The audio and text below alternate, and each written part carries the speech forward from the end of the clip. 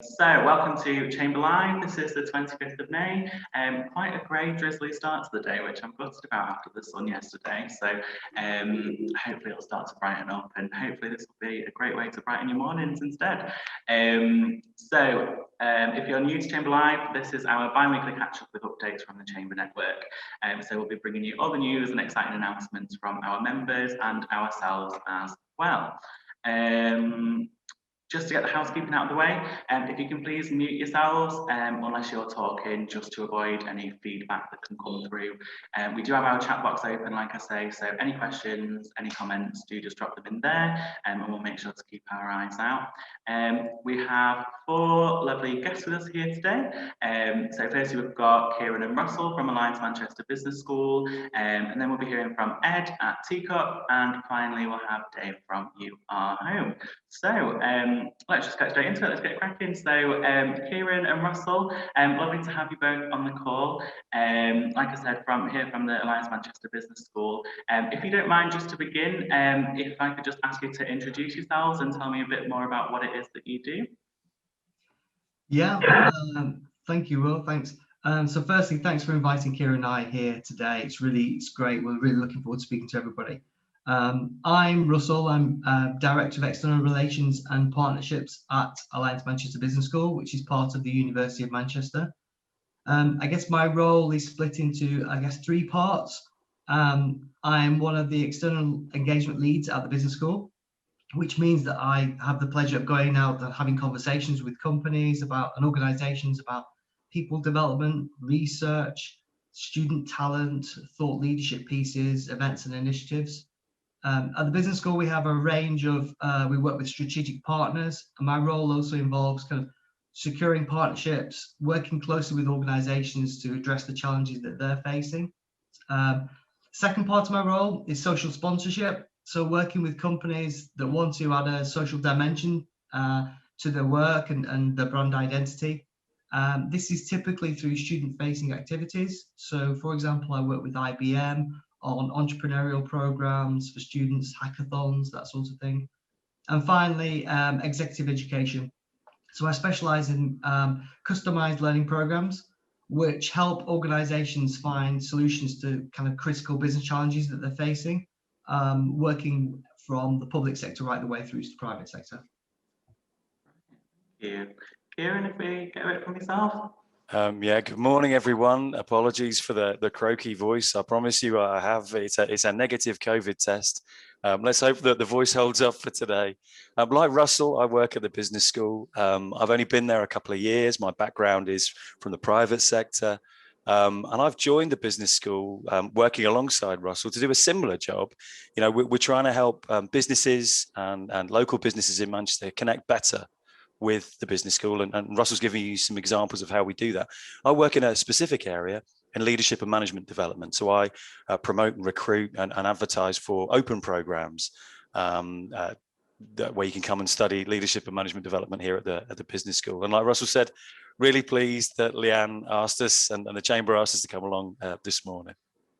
Oh, perfect. Well, it's lovely to have you both, and I'm sure something that a lot of our members will be interested in hearing about, especially I'm working on the Skills for Growth programme, and a lot of people I'm speaking with are interested in engaging with higher education partners and looking around the leadership and management and all of those sort of wonderful things. So it's really exciting to have you both here and kind of hearing about what it is that you can offer. Kind of thinking about as we're coming out of lockdown, hopefully we're coming out of lockdown, what part is the business school playing just in terms of the social and economic development of the city region? Well, the university, I don't know if you saw in the news, the university was recently ranked first in the world for the Times Higher Education Impact Awards. So, those awards are judged and assessed against the UN Sustainable Development Goals. So there's loads the university is doing to kind of build back better, not to coin a phrase. Personally, I'm excited about a couple of projects that I'm working on. The first is a series of academic roundtables. I'm working with the Far East Consortium, and we're trying to develop what we're calling the urban utopia for Manchester. So basically what that means is we're working with the Far East Consortium, who are in partnership with Manchester City Council, are developing the Northern Gateway, which you'll be familiar with, obviously. It's a £1 billion development over the next 20 years, quite a significant piece of work for Manchester. The academic roundtables themselves will hopefully answer some key questions, things like, how do we create happy and healthy communities? How do we develop more resilient communities, especially coming out of COVID? So these are really key things that our academics can really help Manchester as a community really address. So I'm working with a range of academics across the university, and these are academics that focus on everything from smart cities to sustainable consumption to data science. And we're really hoping to influence how the Northern Gateway project is delivered. But also, we're hoping that the outcomes of the roundtables will help influence policy in the future as well. So it's a really exciting piece of work for the city. I'm also excited though about a customised learning programme I'm working on at the moment for the Shaw Trust. I don't know if you're familiar with the Shaw Trust. Is a UK-wide charity that it's a national employability charity that supports people through a range of services, and we're working with them on a senior leadership programme. So this programme will look at things like strategy, driving change and innovation, all sorts of things. And although it's still in development, we're hoping that it will be delivered in Manchester. And it'll be great to invite people from all over the UK back to Manchester so they can experience our city. So I'm excited about that. Right, it sounds like some cracking things coming up. Apologies if you see me taking some notes. I'm thinking that's good to good to remember that. Kieran, I don't know if you've got anything to add to that in terms of the development across City Region. Yeah, I have, and in a similar vein to Russell, obviously change is a big feature. Over the past 12 months, we've been running some free webinars for local audiences on leadership and management, because inevitably, we've seen changes to relationships over the last 12 months, working hours, ways of working, ways of communicating, our social habits have changed, our work-life balance habits have changed. And now with this kind of comeback, we're all kind of coming back, but we're coming back to something that's slightly different. So the world has changed. And very often you find it's managers and leaders who are at the center of all that, and they've got to somehow make sense of it for their employees, make sense of it for their managers, make sense of it for themselves. So we've been doing a lot of work around our leadership development program and change. More change is expected, so we're going to be expecting more from leaders. And there's an interesting statistic that currently, only 1 in 5 leaders actually have any leadership or management qualification. And that's not because they're bad people. It's just that they're talented, they get promoted, and they suddenly find themselves in this position. They've got this responsibility. So where we've been helping the local region is more on an individual, on a personal level, where bringing people back onto campus from June, providing this program that talks about leading yourself, looks at numbers, how you manage numbers for your business in the current climate, looks at strategy, looks at getting things done in the current climate, and looks at leading teams in the current climate. So, Russell, the future's in very safe hands with Russell and his initiatives and the wider economic level. On the program that we run, we like to think that we're taking care of the similar things, but on an individual level. Does that make sense? Yeah, definitely. That's a really good kind of insight into the work that it is that you're both doing. Kieran, a question for you. Thinking about the programs that you're delivering and you kind of working on with clients, is there anything that you've done with them that you oh, nice little piano over there. Is there anything you've done with your clients through the programs that you'd maybe not expected you'd be covering or working on with them? Yeah, there has, and I'd love to hear music whenever you speak. Well, it's wonderful. But yeah, we have. It is a leadership and management development program, so you learn stuff, you learn skills, you learn theory, and there's qualifications in it as well. But I think the thing that's most surprising and rewarding being involved in the program is the mindset change. We deal with a lot of people who are incredibly gifted and qualified and accomplished, but they come to us because they feel like there's a bit that they've missed out. We get a lot of experts who find themselves in management positions. I'm not kidding. Scientists, people with doctorates, people with fantastic expert technical experience. And just because they're good, they suddenly find themselves in these management positions. And they don't always have the right skills. So we give them the skills and the knowledge and the theories, but what changes during the program is their level of confidence. And it's amazing to see. People kind of leave the program feeling like, okay, now I've earned the right to have my title and I feel confident in leading a meeting and I know what kind of leader I am. So for me, the biggest thing is the mindset, because you know, it's actually easier to develop an expert into a leader than it is to develop a leader into an expert. So yeah, that's the most rewarding and still surprises me to this day. Yeah, I can imagine. Thank you. It sounds like there's such a broad scope, obviously, in terms of all of the work that it is that you do with the business school. And I guess a question for Russell, quite a fun question. If the business school could have a billboard on it that just sort of said anything, what would it say and why? I guess it's quite hard to sum up in a nutshell what it is that you do, because there's so many different ways in which you're helping people. So I guess it's going to be quite a large nutshell I'm going to share with you in a second, but I guess our billboard would read something like, "This way, we're open for business." I think the thing is that I think people find it difficult to find the door to universities because they're such big organisations. They're really hard to navigate.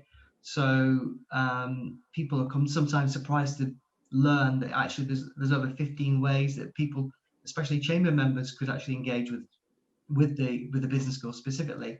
You know, everything from low level engagement right the way through to really in-depth initiatives. You know, things like collaborating with research. I won't go into too much detail here, but I'll just list some of the things that people can get involved with, like knowledge transfer partnerships, innovation labs, interacting with our research institutes. You know, the business school, we've got some amazing institutes. One of them, the Sustainable Consumption Institute, has explores themes like how we can make business models more sustainable. The Work Inequalities Institute that explores fair treatment at work and business transformation. You know, going back to what Kieran said before, you know, what is the future of work going to look like? So these are all really relevant things that people can just dip in and get involved with.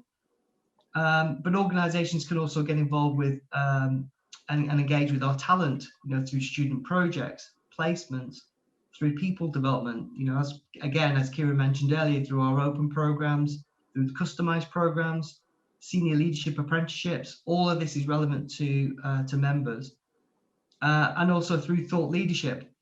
So we've got a series of events, three events I wanted to mention today, which is Vital Topics, which I know some members will have joined already, where we invite business leaders from all over the world really to Manchester to talk about specific topics from disruption to innovation.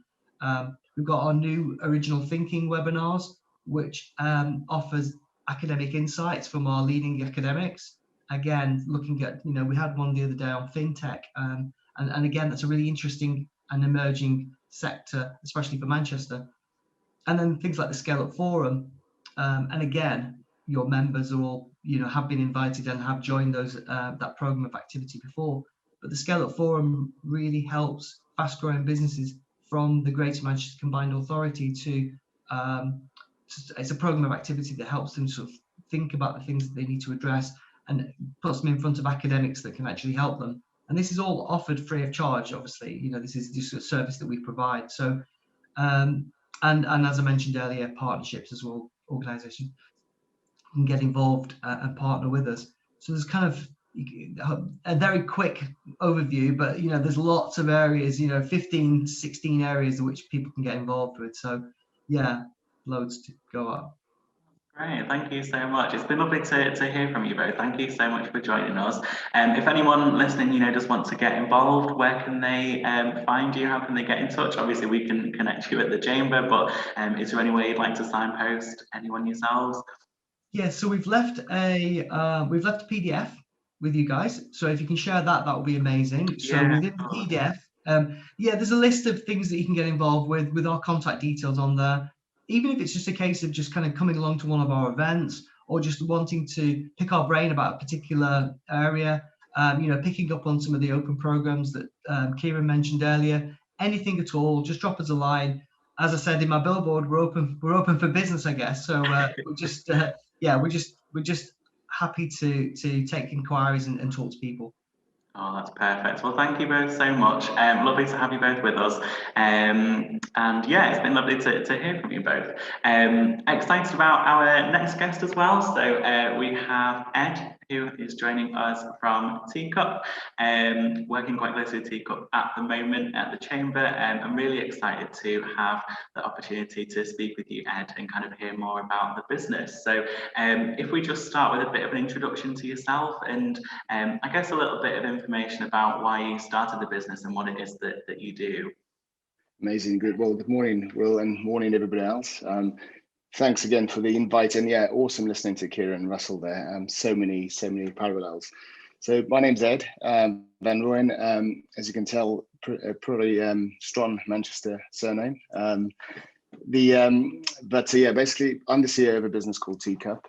We are a business that helps organisations and individuals thrive, and we do that through reflective practices where we've developed in collaboration with 5 universities a measure on wellbeing, where we get individuals to reflect, and then we help organizations by aggregating some of that data to give them some insights. And a little bit of a background about myself. I grew up in South Africa, played rugby, came over to England, didn't quite work out on the sports field, and then qualified as a lawyer. So quite high, and what Russell and Kieran just said sort of resonated, because I got sort of promoted into some leadership roles within a law firm. I watched too much Ally McBeal. I never wanted to be a manager. I really wanted to be, a lawyer, or suit, I guess is more relevant these days. But long story short, we saw an opportunity. There were a few of us that saw an opportunity to help insurers and banks, and many of them based in Manchester, to help with some automation. And we set up a business which grew quite successfully, and we had about 600 people at its peak. And I sold that business in 2018 to a large American organization. And initially it was sort of happy days, and I was elated. And then quite quickly the emotion, the sort of the huge, feeling of success really faded very, very quickly. And I was left probably quite lost, and I ended up being quite severely depressed in a way, and I was angry because I was depressed. I had no reason to be, but I realized that was the first time basically in 11 years on that journey that I had paused. When I had sold this business and I actually exited, I had some time, and I had some time to reflect on my life and what had happened, and having achieved this amazing success. We're private equity, so it was very much financially driven to be sold along the route, along the way. And one of my good friends is a ex-international rugby player for England, and he was on me the whole time and saying, what are you going to do, Ed? He was just really a good friend. We just went for coffees, and he was trying to get me out of my funk, as my wife kept repeating myself. I was in this funk. It's probably a good way of describing how I felt. And Lee kept pushing me and saying, what do you want to do, Ed? What do you want out of life? And actually, I think Russell mentioned it this morning, looking at communities. I said to him, my feedback was, I don't know what I want, but I want to be healthy, and I want to be happy, and I want to be successful. And when I look back at my last 10 years, there's measures of I've had some happiness along the way, but there's so many sacrifices I made, and I never really took care of myself, and particularly around things like relationships, where I was so financially driven on success in the business sector that my health had slipped. If I looked at how fit I was when I played rugby compared to how I was 3 years ago. If I looked at my relationships, I had a young family, and I had missed many, many good days when I should have been there, but I always had good excuses, which is work. I'm doing this for my family. I always had that excuse. Many relationships aren't there anymore. Having grown up and moved over from South Africa, I had some family over there. I had many holidays cancelled because work's really important, and I have to do this, which meant, and a lot of those people weren't around anymore, and you can't turn back the clock. So when I was reflecting on all these things, I was basically just, becoming more self-aware of all the sacrifices I had made in pursuit of money, basically success, growth, and what's quite interesting, just listening to the guys before around leadership, is there's a lot of talk around change and all those things, and it's so critical. But one of the things I became aware of quite quickly, and I think it's important for business leaders, is to understand that we have multiple shots at business, but we only have one shot at life. We can't businesses start and they fail, they grow, and they can scale, But once your health's gone, you can't turn back the time. Once people aren't there, you can turn back the time. So anyway, forward, more positive. Lee was, coming from professional and elite sport, saying, well, hold on, how do you measure health, happiness, and success? And that's really where the academical side came in, where we have an office in Bath, one in Manchester, and there's a university initiative called Set Squared, which is part of 5 universities, very much coming from an elite performance perspective, human performance perspective. We approached them and said, how do we measure health, happiness, and success? And they made us aware that actually what we were trying to build is loosely the definition of well-being is, leading healthy, successful lifestyles, being, positively contributing to society. So we were trying to build a well-being measure. So we set off on a quest to build a well-being measure for ourselves initially, because Lee was just trying to get me on the straight and narrow and focused on building a tool. How can I track? If I say to you guys on the call, how did you guys feel last week? How many of you can honestly say, yeah, I had a great week, I had a bad week? And if you had a great week, why was it a good week? Or if it was a bad week, what happened? So it was all around, starting to build a tool you can sort of check in with yourself and you can sort of start to make small changes. But then we realized that, we spend a third of our lives at work, and I guess putting my previous hat on as a business leader and CEO of this company, it's very hard to know how people feel. And talking about change, it's even harder to know how they feel when you don't see them. So we realized, well, what would be amazing is if we can, whilst building this reflective well-being tool for individuals, if we can aggregate some data and we can give that to an organization in an anonymous way, well, that'd be awesome. Because if people can in real time, leaders in real time can see how stressed their people are, how happy they are, then they can make decisions. And quite often, and we see this, and we can sort of come on to it, some of the data we see, a lot of business practices and leadership practices actually impact our well-being a lot more than well-being initiatives, which is often what organizations focus on. Yeah. Well, thank you for that overview. It's a lovely kind of story, I guess, in terms of the origins of T-Cup and kind of using it to almost do a bit of self-reflection, but like you say, then thinking, what an amazing tool to then be able to help other people out there. And I think it's something that a lot of businesses that I'm kind of speaking with, and I'm sure a lot of many others are saying is, employers really want to support their employees, but especially whilst we're maybe working from home or ways of working have changed, we're all dead busy because there's so much going on, and people might not necessarily be sure how best to do it. And I guess, are there any key things that you can think of that businesses should be focusing on to help support their employees at the moment? Yeah, I mean, that's such a big question, Will. Ultimately, we work with a really diverse bunch of customers. We work very closely with the NHS, and then so big organizations, going through crisis management almost. And then we have some haulage companies through to smaller tech businesses. And I think the big thing I say to leaders is, we need to listen to our people. There's not a one size fits all, even in an organization. So, one of the best quotes I heard recently was one of our clients said, I didn't know if I should invest in puppies to reduce stress or pensions to help with their finances. And I think that's a dilemma many leaders and business leaders face. They don't know what to do. So, we all as leaders want to do something. Funds are not unlimited. But I think the key thing that I would say is engaging with employees and giving them an opportunity to speak in a way where you can really get to the bottom of what they need. Quite often, again, and I don't want to sound like I'm contradicting myself. People don't always know, so you have to ask leading questions around what makes us up as human beings. What impacts our well-being. So things like sleep. Sleep is one of my favorite things to talk to organizations about, because sleep is so diverse and so impacted in so many organizations in different ways. So, for example, we did a study between part-time workers, this was pre-COVID, and full-time workers, and found that part-time workers' sleep was significantly worse than full-time workers were. And that was a bit contradictory, because I thought, well, people have more time on their hands, they're going to exercise more, they're going to have more me time. But what it came down to was that lack of routine meant every other night was maybe a Friday night, so they'll stay up later. and then they'll be out of the routine, and then the next day they'll be back in the office, so they'll have a bit more routine. Where somebody who worked Monday to Friday, for example, was a bit more disciplined around it's a school night, and then over weekends I'll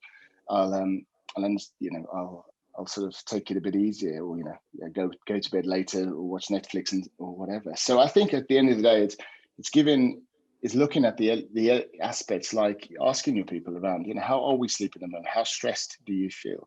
And trying to understand, is that because of work patterns, and something you can bring in there around some consistency, and supporting people around, especially home working. Just because we're at home and we can start at 8 o'clock because that's when we used to be on the train to commute. Well, then, should I be more proactive and say to people, well, I want you to invest that first hour in your well-being. Don't jump on a call. Look at things like caffeine. The impact on how many cups of coffees are we drinking a day, and these things are very simple. But again, there's such a correlation between, if people don't sleep, they drink too much caffeine. If they drink too much caffeine, to boost their energy, they may feel more lethargic in the afternoons, which means they're less likely to exercise. So I think often it's almost bringing it back to a little bit of more human things, like just saw that message. Yeah. Green tea is the way forward, or grey mugs, so you can't see what people are drinking. But I think the reality is it's almost bringing it back to things that impact people's well-being, rather than thinking of, we need a bike to work scheme, or we need more fruit in the office. Sometimes it's just bringing it back to what impacts our well-being. Well, how are our sleep? How are our relationships? How stressed are we about money? And that that is fascinating. Great, thank you. And I guess I know I've touched on it slightly in terms of mentioning the work that you've done with university partners, and looking at ways in which you can try and measure people's well-being, because it is something that's so multifaceted, and it can be hard to do that self-reflection. I guess, sort of thinking about T-Cup then, how would you say T-Cup's solutions might be different to other well-being products that are currently available on the market? Yeah, I think the main difference for us is, compared to traditional business-led solutions, is T-Cup was set up to help individuals. And our apps have been downloaded many thousands of times by individuals just wanting to help themselves, help their well-being. And I think that's where we take a slightly different approach. I say this often, our customers, our corporate customers pay the bills, but we really work for the employees, and we want to help people with that self-reflection, that practice of becoming more self-aware, making sure we really tailor our advice and our resources to what they need. And I guess that leads us to the main difference is, it's a data-led solution. We start off with a solution that's very much, when clients say to us, how can you help? My first thing that I say to them is, we would do what we call a checkup, where we will understand and we will let your employees tell us what areas of their well-being needs the biggest support. Because otherwise, if we're not assessing, we are ultimately just guessing. We're just saying, well, we think you should invest in X. And that is, like I said, the one size doesn't fit all, and it doesn't even fit all in the same organization. So the main difference for us is, it's very much a data-led solution through non-intrusive technology. We don't get employees to wear wearable technology where we're a big brother. It's a very low-touch way for them to check in with whatever solution we have, if it's an app or desktop solution. And ultimately, what we then ask them to do is just, tell us how they feel on their well-being issues, which again is very different, because, and I think that's coming back to my story, why we started the business. I had no real idea what impacted our well-being, or I had no idea how to reflect. I never look back. I always used to say to the team, and to my shame, we don't look back. You look back, you become a dinosaur. We focus, we eye on the prize, keep pushing forward. And there's a lot to be said for that, but there's also a lot to just stop and pause and reflect and say, how do I feel, and how do you create that in a way that's not intrusive, is friendly, doesn't feel like a staff survey, and really creates a network of support, whilst giving an organization some real insight, so that they can act on what people are telling them, and importantly, they can measure, once they have roll out that initiative, whatever that may be, they can see what impact it has, and that's really critical. And quite often, and this is why I love listening to Russell and Kieran. I'd love to share some notes quite often it comes down to leadership practices. You know, when we talk about well-being with organizations, people immediately go towards mental health first aiders, or they lean towards stress management, or but 90% of the time it actually comes down to how do we lead our people. One of the things I've become aware of, and the team, I think they were taking the mickey, but I take it, is they created a do not disturb cap for me. And I almost have a cycle where I become more self-aware, where I know I'm like an energizing bunny, and then I almost just drop off a cliff. And when I drop off a cliff, that's just how I'm built. I just push really hard, and then I realize I have to take the pedal off, and then I sort of slow down, and then I go again. And when I'm on that bit of a sort of downward trajectory, I'm not at my best. But becoming more self-aware of that means you lead teams differently. And the team, and because we are quite open about the insights and the data, we share that amongst the team, amongst ourselves. They know that, and that's why they've created do not disturb caps. So when you're on that downer, just take it easy. Go for long walks. Perhaps when you feel a bit stressed, don't have that call. Just back off a little bit, and then the world's good. Because what's really powerful as a leader is if you can see the team's more stressed on that day, and well, we had a really good, in my opinion, a really good team meeting about sales targets or about operation efficiency or whatever it is. And suddenly I look at the data, and it just looks like the team's ambition's really low, and they're a bit more stressed, and actually didn't sleep very well. That hits you quite hard, because that's real-time data. We notice actually your impact as a leader isn't just around growing a business. We're dealing with individuals, with people, with families. And the sad thing is, and the good thing, once you understand it, is people take that home. If you have a bad day in the office, even if it's a virtual, you take that into your, that translates to maybe how you deal with your partner, maybe how you snap at your children when, my daughter wants to play Barbies, and I've just come off a call with the team, and I don't feel like playing Barbies in Chelsea and whatever it is, that translates. So I think that's really important. We deal with humans, we deal with people, and our leadership styles and our words are, have got meaning, they've got power, and that's really powerful. And I think that's the main difference. It's very much a data-led, insight-led, reflective practice. That's great. Well, thank you so much for that update. It's been lovely to hear from you, Ed, and really kind of fascinating what you are doing with T-Cup. If anyone does want to get in touch, we can obviously make some introductions. Is there anywhere we should be signposting to, any websites or numbers or anything? Yeah, so our website, very simple, tcup.co.uk and tcup.co.uk. And yeah, I mean, we're obviously delighted to be, members, and would love to share notes and help people. One of the things we are doing for the sort of Manchester community at the moment is offering what we call a free baseline report for organizations to give them that insight. We're very much passionate to drive and help people and help organizations. So from our perspective, we're not charging for these. We see our business playing a key role in helping organizations, especially in the community, just understanding how people are feeling and getting them back on that, on the new normal, whatever that is. Yeah. Oh, that's wonderful. Well, thank you so much, Ed. It's been lovely to speak with you. And I'm sure if people have got any questions or comments, they can pop them in the chat. I've been seeing things pop up. But no, that's been wonderful. Thank you so much. And finally, yes, we'll move on to our last guest with us. Last but definitely not least, we've got David here with us from You Are Home. So it would be really great to just kind of have a bit of an intro first, a bit of a background to yourself and the work that you do with You Are Home, David.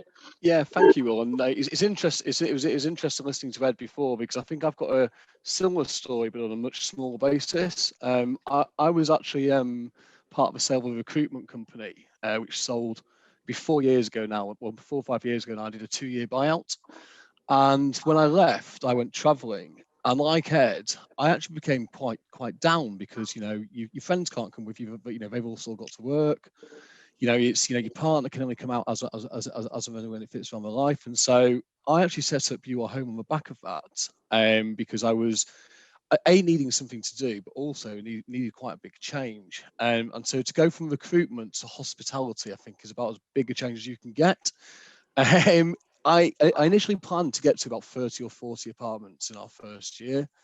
We had a particular focus on one industry, and we actually grew to 175, all within Manchester, split between the city centre and Salford Quays. That was January. Well, we set up the company January 2019. Had a great first year, and of course COVID hit this time last March. And I'm not going to lie, there was about a month where me and my co-director we were working quite hard, shall we say. We managed to regroup though. Obviously, unfortunately, we had to let some apartments go, but when we came back out of lockdown last July, we actually grew to 220 apartments. Once again in Manchester city centre and Salford Quays, and also filming locations. We do quite a lot of film and TV. And we've kind of grown from there, really. It's been a really interesting journey. So, and one which I think I, as a person, and also what the staff members which have come in, have kind of been been through together. Having, without pulling any punches, having a corporate, a business travel accommodation providing company in this climate has been challenging. But I think it really shows that if you employ the right people, and I'll come on to this in a little bit, but obviously, kind of set that tone and that mindset from the beginning, it can work. I mean, one of the things Ed said really resounded from me though, and it made me just do a little bit of self-reflection there, where, as the business owner, if you have a bad day, it really resonates down the staff, and it really resonates with everybody. And there's been a couple of times where, if I want to, I've been guilty of that in the last 6 months. It's something it's something we've spoken about, but it was yes, I found your talk really interesting there, and I'd really like to connect afterwards if that's okay. Yeah, thank you, David. It's interesting that we've had the wellness actually, because I know you recently published an article with the Chamber talking about wellness of business travellers and people who are kind of doing corporate travel at the moment. So with corporate wellness being such a relevant topic right now, how do you, our home, consider the health and well-being of people who are staying with yourselves and your guests? If you are home is all about the name. We are here to basically create a home from home when people are here on business in Manchester. So we don't work with leisure at all. And one of the USPs that we have, which we'll come on to, is that we guarantee your next door neighbour will be a business traveller. Now, from that step, when you look at the apartments in comparison to where somebody would usually stay, the apartments have been built for people to live in. So things like having a large workspace, but more importantly, a separate work and living space, meaning people can work from home but still at the same time switch off. Does play a big part. Having the simple aspects such as your own kitchen, so you're able to cook yourselves healthy food, rather than obviously relying on delivery or a menu. All these, these little bits which you take for granted when you live in your own house, you don't get when you're away. And with us being able to provide that, it in turn obviously makes for a much happier workforce. On the back of that as well, the buildings we work in have some really, really strong community programs. Not all of our guests take part, but a lot of our guests do. So, things like pop-up bars, yoga sessions for free, TV and film nights, because I think everyone forgets that if you're here on business, you might be with a big project and so you know other people, but also actually you might be a lawyer from London who doesn't actually know anybody, and it can become quite a lonely place. And one of the things that we really try and encourage, quite softly, is for our guests to take part in the community events, so they can, it goes back to the name again, feel like Manchester is their home. It's an interesting point, actually. I'm relatively fresh in my career, so not had the opportunity to do too much business travel, but it's something I was thinking of as you were saying, if you are just traveling up for the day and you don't necessarily know anyone else, I think it's something that can be overlooked, perhaps, the kind of the lonely aspect of it, especially if it's something that's happening quite often. So having that community sounds it's been really interesting seeing, because we closed for the first lockdown, but on the second lockdown, certain industries were open, obviously under really, really strict restrictions. And it was interesting, actually, the communication between our guests and with our concierge service. Our concierge service would be there. It's there before to, sort people's food, deliveries out, sort people's restaurant booking, things like this. this became much more of like an interaction where people would be speaking to the concierge service just for, just to check the air. When people locked had to go into isolation, which did happen a couple of times. We made sure we were delivering silly things like games. Lego became really popular. We just do you know what I mean? And I think it was interesting watching the communication change to actually become more of like a partnership or a friendship almost between some of the guests and the concierge. Yeah, amazing. Something that seems interesting to me, obviously, kind of the USP of exclusivity in terms of business travellers, so no leisure, just kind of doing the business side of things. And I guess, how do you think that positively impacts the guest experience when they're staying with yourselves? I mean, there's a really simple one where you kind of guaranteed not to have the weekend hen parties, the park life. Our buildings aren't set up for that, and it's obviously not within our model. I think on top of that as well, though, there is there's that sense of actually everybody who's staying next to you is in the same boat. So you do tend to see a bit more of a community feel, and people do tend to interact with each other a bit more. Because most of our guests are here longer term stays as well, so you will find that they will like make the flat their own, if that makes sense. I mean, we've had some instances where we've literally redecorated the apartments for people who have been here for quite a number of months. And there's obviously like the COVID impact. Because we do business travel only, and because we'll talk about it for the next one, but obviously the business traveller has changed significantly in the last year.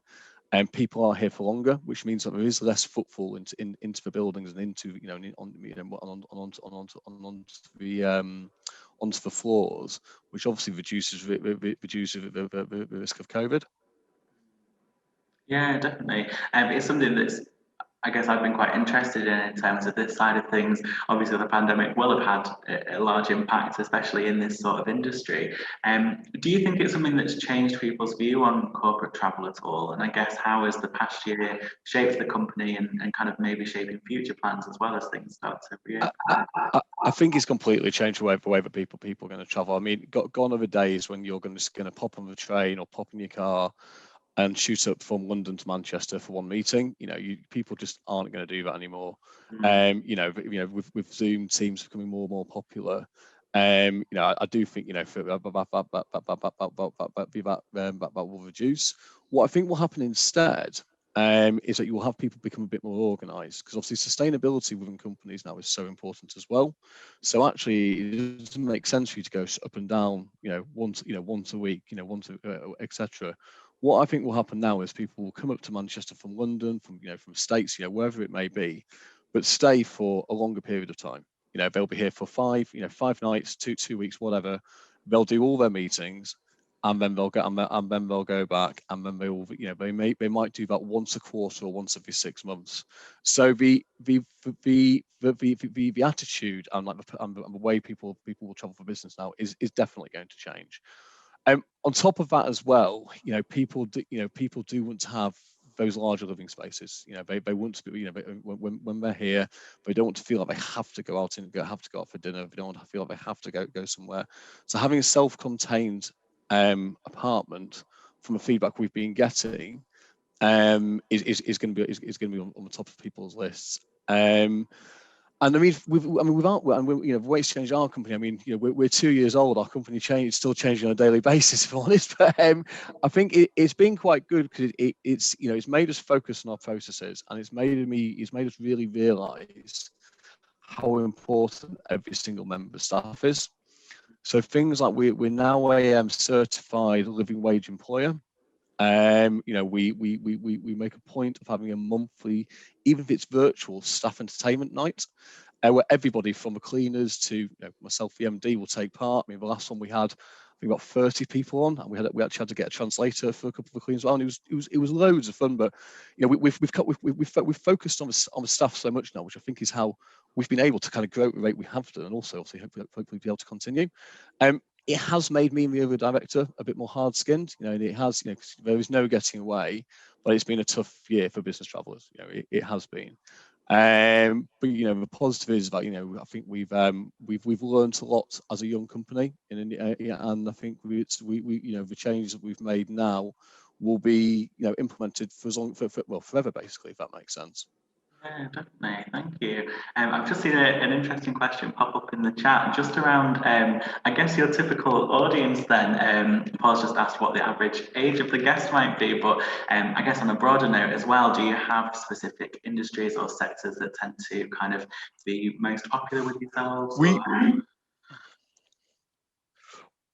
Well, we have a specific industry where with film and TV. That's how the company was formed. You know, our first year we were pretty much 100% exclusively film and television.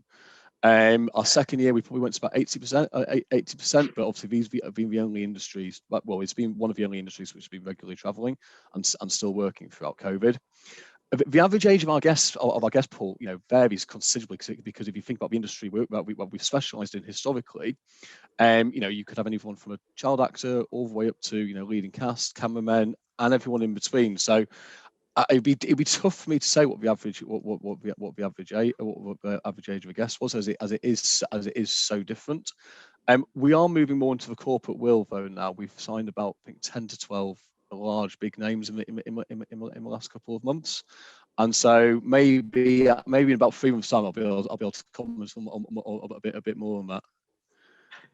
Oh, that's perfect. Well, thank you so much, David. It's been lovely to have you with us today, and lovely to hear more about the amazing work you do when you are home, and obviously exciting times, hopefully for yourselves moving forwards as well, continuing that journey. So it's been really lovely to hear from you. If anyone wants to get in touch, obviously we can do intros. Is there anywhere they should be hitting you up? I think Leanne put your website into the chat as well, so if that's going to be a good place. Sorry, my Wi-Fi just dropped. That's no, that's doing. Well, Thank right, you. No worries. If anyone wants to get in touch, I'm sure we can get an introduction made. But thank you so much, David, and thank you to everyone else who's been speaking today.